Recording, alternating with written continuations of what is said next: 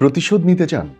তাহলে জানুন সবচেয়ে ভয়ঙ্কর প্রতিশোধ কিভাবে নিতে হয়। মানুষের অবমাননা বা বিশ্বাসঘাতকতার শিকার যখন আমরা হই, তখন মস্তিষ্কের অ্যামিগডালা বা আবেগের কেন্দ্রে তীব্র প্রতিক্রিয়া দেখা যায়। আমরা তখন চোখের বদলে চোখ এই নীতিতে বিশ্বাসী হয়ে উঠি। কিন্তু আধুনিক গবেষণা এবং মনোবিজ্ঞান বলছে গতানুগতিক প্রতিশোধ আমাদের শত্রুদের চেয়ে আমাদেরই বেশি ক্ষতি করে থাকে। তাহলে উপায় কি? আমি আপনাকে এখন ৫টা বৈজ্ঞানিক এবং মনস্তাত্ত্বিক পয়েন্ট বলবো, যেগুলোর মাধ্যমে আপনি আপনার শত্রুর বিরুদ্ধে সবচেয়ে শক্তিশালী প্রতিশোধ নিতে পারেন। Number 1, being happy is tactical win. এখন হ্যাপি ট্যাকটিক্যাল উইন কেমন?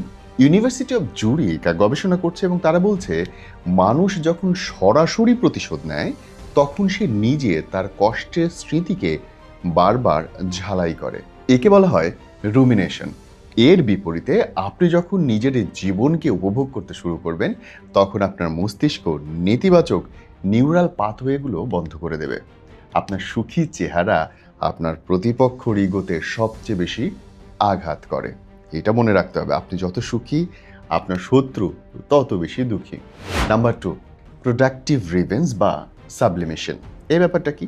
মনোবিজ্ঞানী সিগমুন্ড ফ্রয়েডের তত্ত্ব অনুযায়ী আপনার ভেতরে থাকা ক্ষোভ বা রাগকে ধ্বংসাত্মক কাজে ব্যবহার না করে সৃজনশীল বা উৎপাদনমূলক কাজে ব্যবহার করা যেতে পারে। যেমন জিম করা, নতুন কোনো স্কিল শেখা, কেরিয়ার করা, বড় কোনো সাকসেস অর্জন করা। আর এই পুরো ব্যাপারটাকে বলা হয় সাবলিমেশন। এতে আপনার স্ট্যাটাস বাড়ে, আপনার শত্রুর হীনমন্যতাও বাড়ে। মানে আপনি যত বড় হবেন, সে আপনাকে দেখে তত হীনমন্যতায় ভুগবে। Number 3, cognitive reframing. প্রতিশোধ নেওয়ার আগে নিজের একটি প্রশ্ন করুন, আগামী 5 বছর পরে এই মানুষটা কি আমার জীবনে অতখানি গুরুত্বপূর্ণ থাকবে? স্ট্যানফোর্ড ইউনিভার্সিটি গবেষণা বলছে দীর্ঘদিনের চিন্তা ফিউচার সেলফ পার্সপেক্টিভ আপনার সাময়িক উত্তেজনা কমিয়ে দেয়। যখন আপনি কাউকে অযোগ্য মনে করে আপনার চিন্তা থেকে ছিটে ফেলেন তাকে, তখন আপনার জয় হবেই হবে বলে ধরে নেওয়া হয়। মানে অন্য মানুষটা আপনার কাছে অতখানি গুরুত্বপূর্ণ আসলে না, এইটা আপনাকে ভাবতে হবে। নাম্বার 4, ডার্ক ট্রায়াড ও গ্রে রক মেথড। যদি আপনার প্রতিপক্ষ একজন নার্সিসিস্ট হয়, মানে যে নিজেকে অনেক ভালোবাসে, নিজেকে অনেক বড় মনে করে, বা টক্সিক কোনো ব্যক্তি হয়, মানে যে আপনাকে সবসময় কষ্ট দেয়, তবে তার সাথে লড়াই করা মানে কিন্তু তাকে অনেক বেশি গুরুত্ব দেওয়া, যেটা সে চায়। সে চায় আপনি তাকে নিয়েই পড়ে থাকেন, সে চায় আপনি শুধু তাকে কেন্দ্র করে সব কাজ করতে থাকেন। মনোবিজ্ঞানীরা একে বলে সাপ্লাই, কারণ তার সুখের জন্য আপনি নিজের সময় এবং কাজকর্ম সাপ্লাই দিয়ে যাচ্ছেন। এর উল্টোটা, মানে আপনি যদি পাথরের মতো নিরুত্তাপ বা বোরিং হয়ে যান, অনেকটা গ্রে রক বা একটা ধূসর পাথরের মতো, তাহলে কি হবে? তখন সে আপনার উপরে পুরোপুরি নিয়ন্ত্রণ হারাবে। সে দেখবে আপনি তার জন্য কোনো কিছুই করছেন না, তার জন্য কোনো আবেগ দেখাচ্ছেন না, ইনবক্স করছেন না, চিঠি লিখছেন না, কল দিচ্ছেন না, খারাপ কথা বলছেন না, ভালো কথা বলছেন না। হলোটা কি? কোনো প্রতিক্রিয়া না দেখানোই এইখানটায় আপনার জয়ের জন্য সবচেয়ে বড় অস্ত্র।